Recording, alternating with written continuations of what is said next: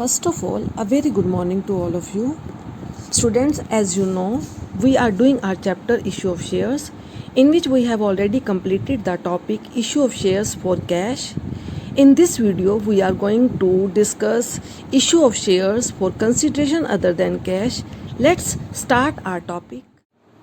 Shares issued for consideration other than cash means cash के अलावा shares जब issue किए जाते हैं. हमने पढ़ा भी था कि ज़रूरी नहीं है कि company it is not necessary to issue shares only for cash. Company में issue fully paid shares for consideration other than cash. कोई कंपल्शन नहीं है कंपनी के ऊपर कि वो शेयर्स सिर्फ कैश के लिए इशू करे. कंपनी अपने fully paid shares other than cash के लिए भी इशू कर सकती है. अदर देन कैश का मतलब इसके बदले में कंपनी को कोई कैश रिसीव नहीं होता. For example shares issued to promoters. Promoters को शेयर्स इशू किए जाते हैं. Promoters who are promoters? Promoters are those person who conceive the idea to establish a company, fulfill all formalities, legal formalities related to formation of company. तो फिर जब company establish हो जाती है तो उन्हें उनका रेम्यूनरेशन कंपनी किस फॉर्म में देती है? शेयर्स की फॉर्म में. सेकंड है on purchase of assets. On purchase of assets का मतलब होता है कि कंपनी ने एसेट्स परचेज किए हैं, उन्हें कैश पेमेंट करने की बजाय कंपनी अपने शेयर्स इशू कर रही है. टू अंडरराइटर्स मीन्स जो कंपनी को प्रॉमिस करते हैं कि अगर कंपनी के पास 90% सब्सक्रिप्शन नहीं आएगा तो जो डेफिशिएंसी होगी उसके लिए कंपनी अंडरराइटर्स को शेयर्स इशू करेगी या अंडरराइटर्स अप्लाई करेंगे और उसके लिए कंपनी क्या करती है? अंडरराइटर्स को शेयर्स इशू करती है. अब देखो फर्स्ट केस है issue of shares to promoters. Promoters को जब शेयर्स इशू करते हैं तो उसकी क्या एंट्री होती है? हमारी इनकॉर्पोरेशन कॉस्ट और फॉर्मेशन कॉस्ट. ये हमारे इनकॉर्पोरेशन का पार्ट है, कंपनी को इस्टेब्लिश करने का पार्ट है. तो हमारी एंट्री क्या बनती है? इनकॉर्पोरेशन कॉस्ट और formation cost debit to share capital. Shares issue to promoters, fully paid shares. Second case है issue of shares for purchase of assets.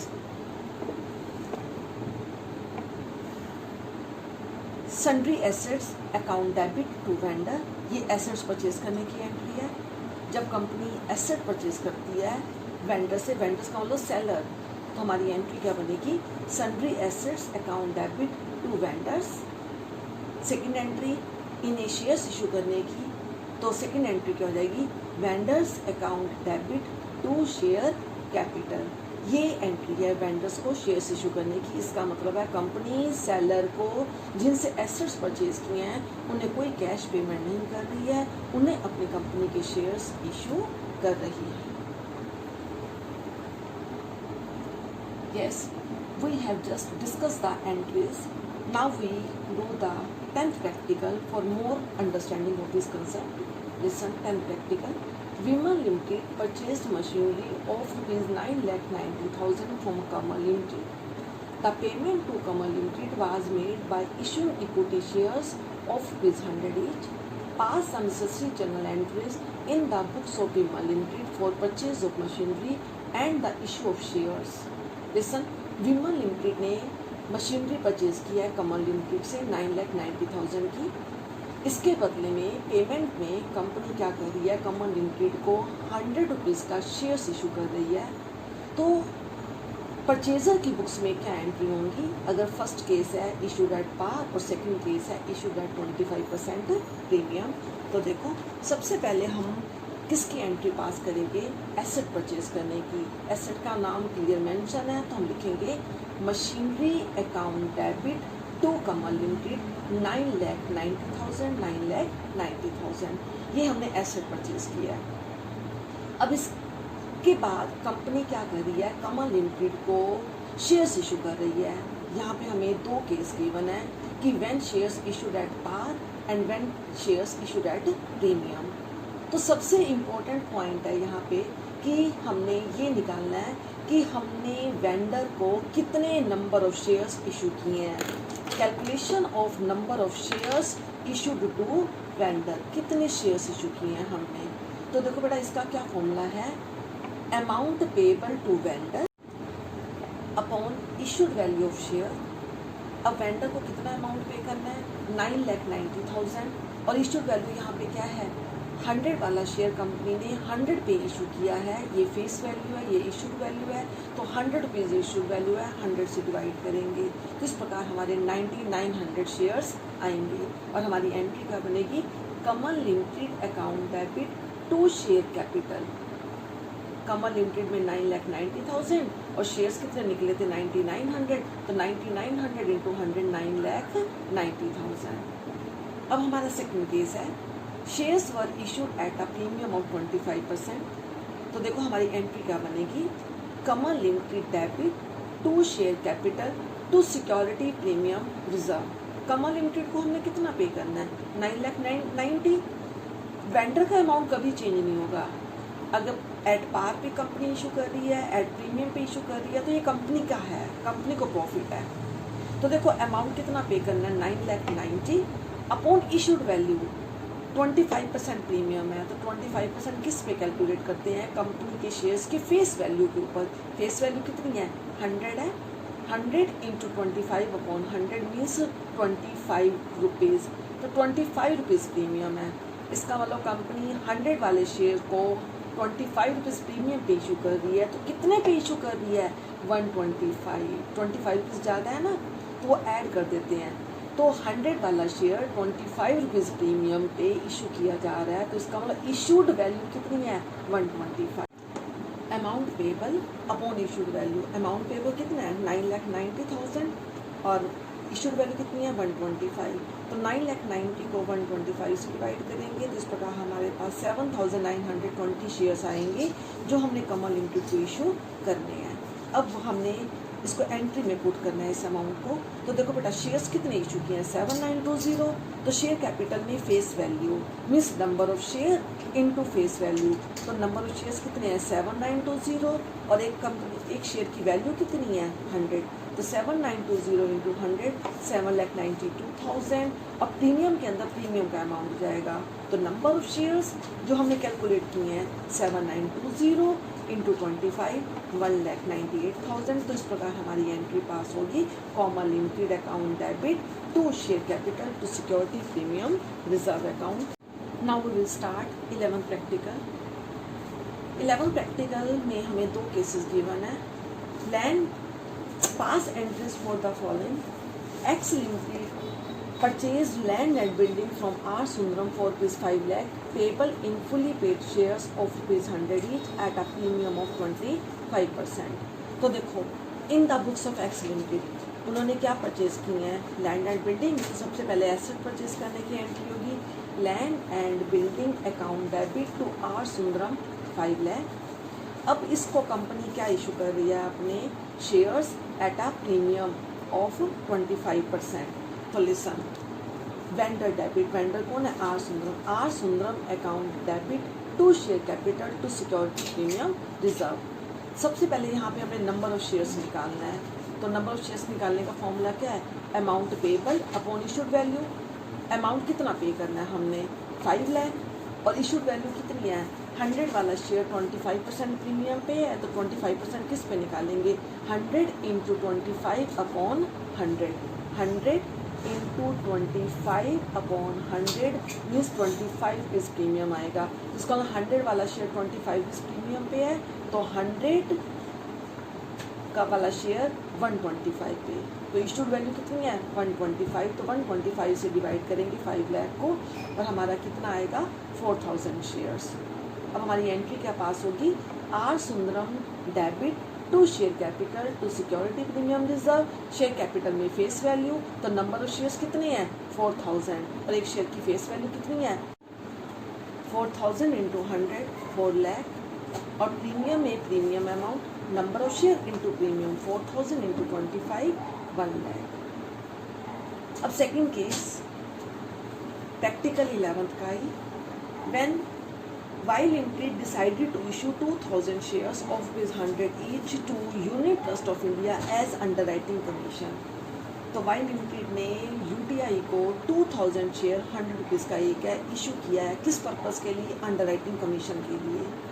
तो देखो सबसे पहले हम अंडरराइटिंग कमीशन को ड्यू करने की एंट्री करेंगे। अंडरराइटिंग कमीशन हमारे एक्सपेंस हैं, ऑल एक्सपेंसेस डेबिट, बट हमने उन्हें ये पे नहीं किया तो अंडरराइटर्स की तरफ हमारी लायबिलिटी बढ़ रही है, तो हम अंडरराइटर्स को क्रेडिट करेंगे। तो हमारी एंट्री क्या हो जाएगी? Underwriting commission account debit to underwriters, ये ड्यू करने की एंट्री है। 2,000 इंटू 100, 2 लाख के हमने उनको शेयर्स इशू किया, इसका मतलब 2 लाख रुपीज़ हमारी कमीशन बनी है। 2 लाख 2 लाख। अब अंडरराइटर्स को कंपनी क्या कर रही है? शेयर्स इशू कर रही है। तो नेक्स्ट एंट्री यहाँ पे अंडरराइटर्स क्रेडिट है, अब उनके सेटलमेंट कर रहे हैं तो उनका अकाउंट क्लोज कर देंगे, तो ये डेबिट हो जाएगा। तो यूनिट ट्रस्ट ऑफ इंडिया और underwriters account debit to share capital 2 lakh 2 lakh. देखो बेटा यहाँ पे हमारे 2 पॉइंट क्लियर हो गए हैं कि shares issue to vendor and shares issue to underwriters, but यहाँ पे हमारा प्रमोटर्स का पॉइंट नहीं आया। तो अब हम इलस्ट्रेशन 11th में से एक पॉइंट पकड़ेंगे जहाँ पे प्रमोटर्स को शेयर्स इशू किए गए हैं, उसकी एंट्री क्या होगी? तो 11th इलस्ट्रेशन के according 50,000 shares issue to promoters of ₹10 each. जब प्रमोटर्स को इशू किए जाते हैं तो वो किसका पार्ट होते हैं? फॉर्मेशन कॉस्ट का, इनकॉर्पोरेशन कॉस्ट का। और हमारी एंट्री क्या बनती है? Incorporation cost account debit to share capital. उनको कितने शेयर्स इशू किए हैं? 50,000, और 1 शेयर कितने का? ₹10 का। 50,000 into 10, 5 lakh 5 lakh shares issue to promoters.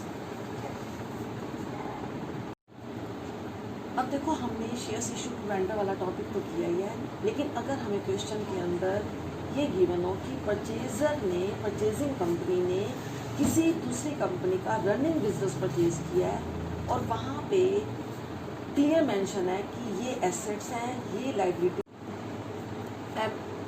Amount payable to vendor is also given.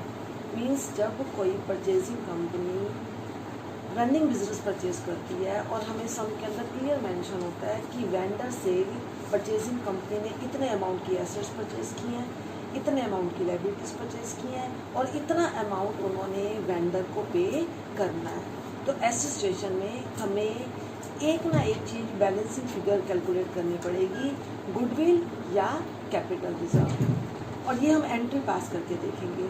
देखो एसेट्स अकाउंट डेबिट, जितने के एसेट्स परचेज किए हैं डेबिट, तो के एसेट्स के डेबिट बैलेंस होते हैं।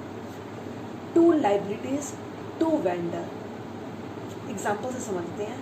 फॉर एग्जांपल एसेट्स परचेज किए हैं 11 लाख की, उसी कंपनी की लायबिलिटीज की पेमेंट करने की कमिटमेंट की है 2 लाख और 10 लाख वेंडर को देने हैं। इसका मतलब क्या है कि 11 लाख की तो एसेट्स परचेज किए हैं, लेकिन पेमेंट कितनी करनी है उस कंपनी को? 12 लाख।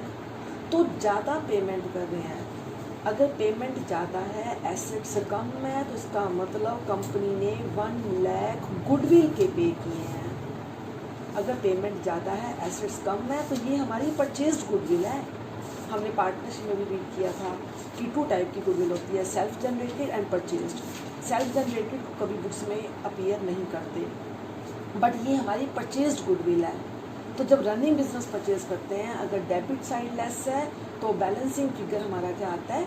Goodwill account. अगर पेमेंट ज़्यादा है, एसेट्स कम है, तो इसका मतलब कंपनी ने डिफरेंस अमाउंट गुडविल की पेमेंट की है। अब इससे अपोजिट, अगर हमें सम के अंदर एसेट्स डेबिट ज़्यादा है, क्रेडिट लेस है, तो डिफरेंस अमाउंट कैपिटल रिजर्व। कैसे? फॉर एग्जांपल एसेट्स हैं 12 लाख, लायबिलिटीज़ हैं 2 लाख की और वेंडर को देने हैं 9 लाख, यानी कि कंपनी 12 लाख की एसेट्स खरीद रही है, लेकिन पेमेंट कितनी करेगी? 11 लाख। 12 लाख की एसेट्स आई हैं, पेमेंट होगी 11 लाख, तो कंपनी को यहाँ पे 1 लाख का प्रॉफिट हो रहा है और ये कंपनी का कैपिटल प्रॉफिट है। अगर कैपिटल प्रॉफिट है तो उसे कैपिटल रिजर्व में ट्रांसफ़र करना कंपलसरी है। तो यहाँ पे फिर हम कौन सा अकाउंट ओपन करेंगे? To capital reserve. तो अब इन दोनों केसेस से हमें क्लियर हो गया कि अगर एसेट्स, लाइबिलिटीज़ और वेंडर की पेमेंट तीनों अमाउंट गिवन है तो हमने कैलकुलेशन करनी है। अगर डेबिट साइड लेस है तो गुडविल अकाउंट डेबिट, अगर क्रेडिट साइड लेस है तो कैपिटल रिजर्व। अब इसके लिए हम अपना कौन सा सम करेंगे? 12th practical lesson. 12th practical. Tagore Limited purchased a running business from Tulsi Brothers for a sum of rupees 48 lakh payable by the issue of fully paid equity shares of rupees 20 each at a premium of 20%. The assets and liability consisted of the following: plant and machinery, stock, sundry debtors, creditors. Listen, इस सम के अंदर हमें तीनों items given है कि हमने vendor के 48 लाख देने हैं, प्लांट एंड मशीनरी, स्टॉक और सन्डी डेटर्स ये तीनों एसेट्स हैं। एसेट्स का अमाउंट गिवन है, लाइबिलिटीज़ का अमाउंट गिवन है और पेमेंट भी, परचेज कंसिडरेशन भी गिवन है। तो हम एंट्री पास करके यहाँ पे निकालेंगे कि गुडविल है या कैपिटल रिजर्व है। तो listen, plant and machinery account debit 25 lakh, stock account debit 15 lakh, debtors account debit 8 lakh 60, to sundry creditors 3 lakh और तुलसी ब्रदर्स को देने कितने हैं? 48 लाख। तो इस प्रकार हमारा क्रेडिट साइड का टोटल आया 51 लाख और डेबिट साइड का टोटल आ रहा है 48 लाख 60,000। डेबिट लेस है, इसका मतलब डिफरेंस अमाउंट क्या आएगा हमारा बैलेंसिंग फिगर? गुडविल की कंपनी पेमेंट ज़्यादा कर रही है लेकिन एसेट्स कम की आई हैं, तो जो डिफरेंस अमाउंट है 2,40,000, कंपनी पेमेंट तो ज़्यादा कर रही है, तो 2,40,000 कंपनी किस चीज़ की पेमेंट कर रही है? गुडविल की। तो ये हम कैलकुलेट करेंगे। अब तुलसी ब्रदर्स को कंपनी ने क्या इशू किए हैं? 20 रुपीज़ का शेयर एट 20% प्रीमियम। प्रीमियम पे इशू है तो हमारी एंट्री बनती है vendor debit to share capital to security premium reserve. अब हमने यहाँ पे नंबर ऑफ शेयर्स निकालना है, तो नंबर ऑफ शेयर्स निकालने का फॉर्मूला क्या होता है? Amount payable upon issued value. Amount payable कितना है तुलसी ब्रदर्स को?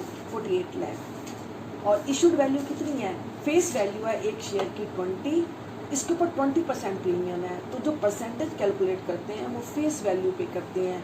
तो 20 into 20 upon 100 means 4 rupees. 4 rupees premium है, 20 रुपीज़ वाला शेयर 4 रुपीज़ प्रीमियम पे इशू है, तो उसकी इशूड वैल्यू कितनी है? 24। तो 48 लाख को किससे डिवाइड करेंगे? 24 से, तो हमारे पास कितने शेयर्स आ जाएंगे? 2 लाख। अब 2 लाख कैसे पुट करेंगे? यहाँ पे शेयर कैपिटल में face value, number of share into face value, तो कितने शेयर्स हैं? 2 लाख, तो 2 लाख इंटू 20 40 लाख। और प्रीमियम के अंदर प्रीमियम, तो 2 लाख इंटू 4 8 लाख। तो इस प्रकार ये हमारा 12th प्रैक्टिकल है।